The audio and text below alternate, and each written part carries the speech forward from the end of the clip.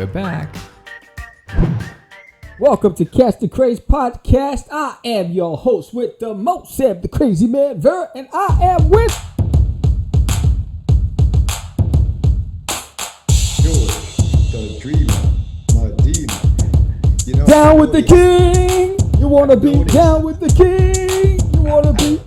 I've actually noticed in the past episodes that I'm off beat when I say my name.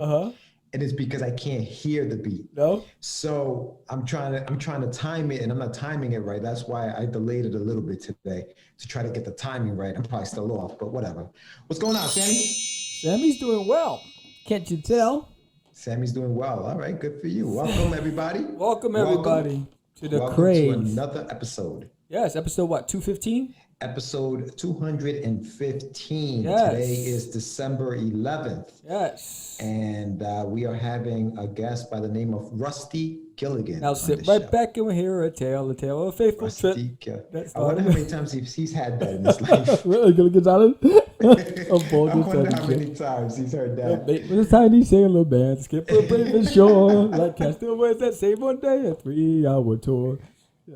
Remember that? That's a classic show. You know what I was watching upstairs? I was watching what is that? Married with Children, just a few minutes ago. Dude, some of the jokes on that show cannot be said today. They cannot. They'd be canceled. Cancel culture. It'd be canceled. 2 minutes, it'd be canceled. Married with Children would not survive today. Like it wouldn't. Al Bundy and Peggy and all those guys, Bud, like they just wouldn't. Kelly. Oh, forget about it. But that show was crazy, bro. It was crazy for its time. But yeah, I was watching that now that you mentioned Gilligan's Island. But yeah, Rusty Gilligan, very, very accomplished actor. He's got a few things. And he's also, he's an artist, worked in art departments for the Avengers, Captain America, Spider-Man 2, Spider-Man 3. And I hope I have the correct IMDb page. And I'm not just saying that, but we'll ask about it. He'll confirm. But yeah, that's going to be fun. We have obviously our topic, the catch. I always say that. Get your meds. The Get your meds topic for today. And that'll be fun. That'll be fun. Keeping track, keeping tabs of your sales. So we'll talk about that.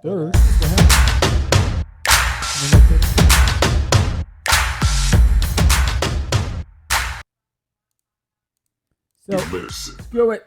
I'm having some audio technical difficulties, but to get your meds, topic of the day is keeping tabs. How do you keep track of your sales? Yes, sir. Son of a biscuit eater. Yeah, well, you know, when you moved stuff around, and obviously, you know, everything's got to get back to normal. But yeah, no, this is cool. The I was watching your blog, your video blogs of how many times you painted the room blue. Like that was funny.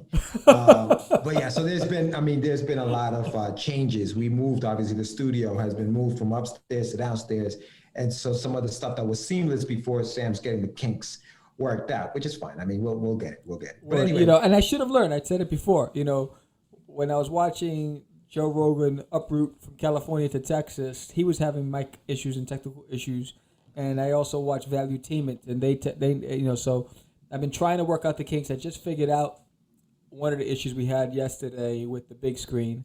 I figured that part out. But what happens with OBS, sometimes when you launch OBS, it mutes all of the audio for all of the commercials that are built into the system. And so I have to go back and unmute every single one because I'm not sure which one is muted or not. And it's crazy. But so keeping tabs and you know, how to keep track of your sales. Why that topic, Georgie Medina? So we had a show with the guys last month. I don't know if you guys watched it. If you didn't, check it out. It was with our friend Anila Warrior and our friend Jonathan Syfax. And we were talking, we had a topic going on as well. We were talking about why independents don't finish some of their projects. And we went into that. And you Sam, you made a reference to finding one of the ledgers that we used to keep. There it is, that we used to keep when we were on the road selling comics. And so I was wondering. I'm wondering how other people. And for those who are watching, obviously we're going to have this discussion, Sam and I. But in the comment section, type in there. How do you keep track of your sales?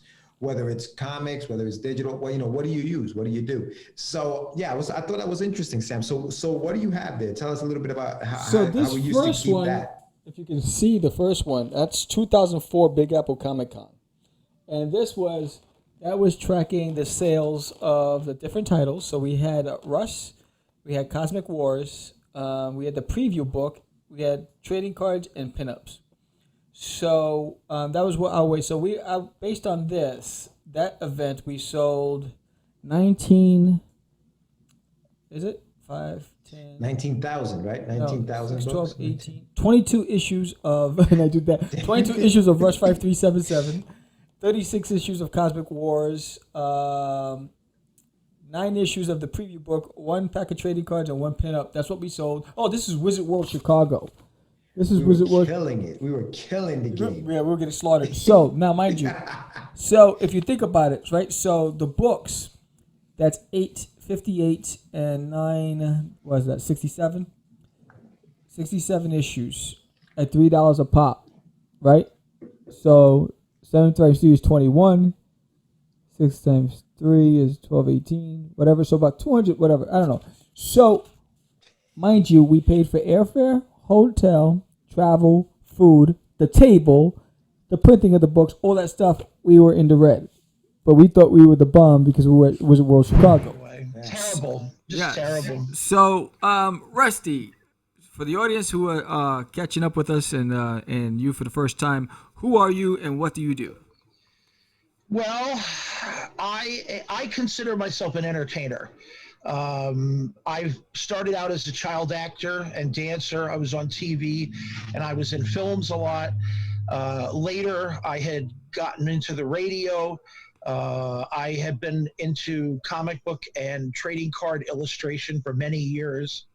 I was a professional wrestler at one time. Wow. I do voiceover acting now. I do artwork for comics, film, and trading cards. As a matter of fact, I just signed on this morning to do baseball cards. Hey, there's a dog. Yes, that's my Milo. And the one back there, that's Bentley. We have Milo and Dudley here. Oh, wow. Nice. And then a ton of cats. Yes, I have cats as well. But for me, I just consider myself an entertainer. I really enjoy. I got the bug very early to want to make people laugh and be in the center of attention and have fun in that regard. Right. As my phone goes off. Not a problem. So I don't really class myself as one thing or another. Entertainer, I think, is the best way to put it. Jack of all trades. How about that? Jackass of all trades, yes. There you go. So where'd you grow up? Brooklyn, New York. Wow, the beacon. And then after I had done a play that had gone to Broadway, and I was on Broadway for a while. Wow. It was called A Family Affair. And then I had toured with them. So like it would start in New York and then work its way across the country in different spots. I did summer stock in New Jersey, which is basically like doing a play under a giant circus tent outside. Which for a long time, like if you've ever heard the phrase Shakespeare in the Park, yes, that's basically what that is. Very high and ritzy. You would think like going to theaters and, champagne and blah, blah, blah would be ritzy, but no, going out on a field and sitting in dank chairs while you're watching it is considered ritzy. There you go. But we went all the way to California and we landed at a place called the Golden Mall Theater, which was about a 5,000 seater at the time. They tore it down since. Well, I stayed there for about 9 weeks. When they decided to move on, I had already gotten an agent at the time. And she said, stay, because I can get you more work, and on and on and on. Because when I first started acting, I did the play, moved across the country, did that. I had not done anything else. So staying with her, literally the very first year I stayed with her, I wound up getting a ton of work. Wow. And from then on, that just launched it. As a matter of fact, God bless her. Her name was Mitzi McGregor. She was one of the best agents in California at the time. And she not only got me started in acting, but she also got me started in doing professional art as well. I really enjoyed this episode. Normally, we'd have the recap. It'd be George and myself, and we'd be talking. I'm going to fix the camera right here because, but because we pre-recorded the show a few weeks ago, and things happened, I got into an accident. Rusty had some technical issues. We had to reschedule. So today, we caught up and we locked it in, and I'm glad we did because his story is fantastic. It's just so much depth and so many layers to his story. I hope you found it just as interesting as I did. If you did, please give us a thumbs up, hit that like button, subscribe to the show.